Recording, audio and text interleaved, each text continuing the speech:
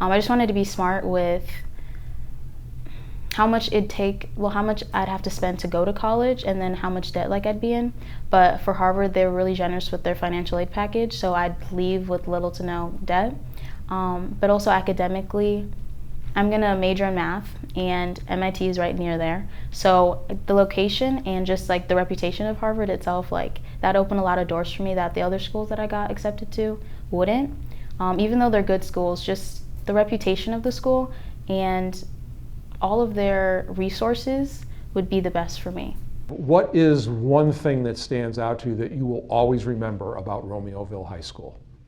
I think my best memory revolves around my involvement with the track team, the girls' track team.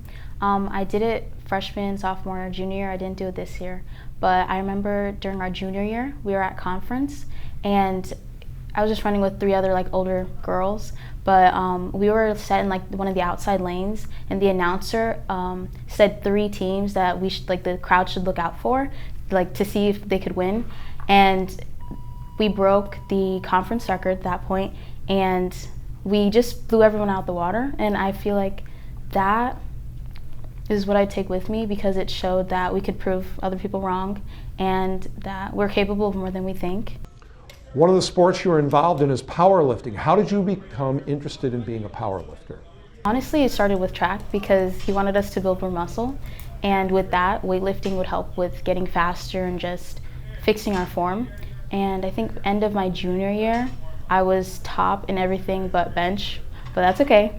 And I just kept doing it, and I think I fell more in love with powerlifting than track because it was a different type of sport, and it still revolved around strength, but in that I was able to, I guess, focus on myself, because with track it was more of a team aspect and dynamic, but with powerlifting I could set my own limits and push myself through those limits. I need to acknowledge the person who made this possible, my mom.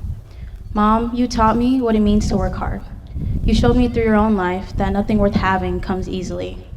From an early age, you instilled in me the belief that perseverance and dedication were the keys to success. You never let me settle for less than my best, and for that, I'm eternally grateful. Her influence and support really shaped who I was and got me to this point. And I also mentioned that being valedictorian, top of my class, is my achievement, and it's also hers too, because I wouldn't have done it without seeing her work ethic and just her support and just me doing my best. Where do you see yourself being 10 years from now in the year 2035? Hopefully still in the Boston area, but career-wise, I want to be an actuary or a data analyst, so hopefully I have a secure job in that. I'm just living on my own, a little apartment. I don't want any kids, so I'm just going to be living my life and just balancing work and giving time for myself and just enjoying my life. Name an issue in the world today that you feel that your generation is uniquely qualified to solve. The issues surrounding untreated mental illness and just suffering in silence. I think my generation could alleviate that, because there's a lot more tools and people are working actively to bring more support and just help kids especially through those emotions and feelings.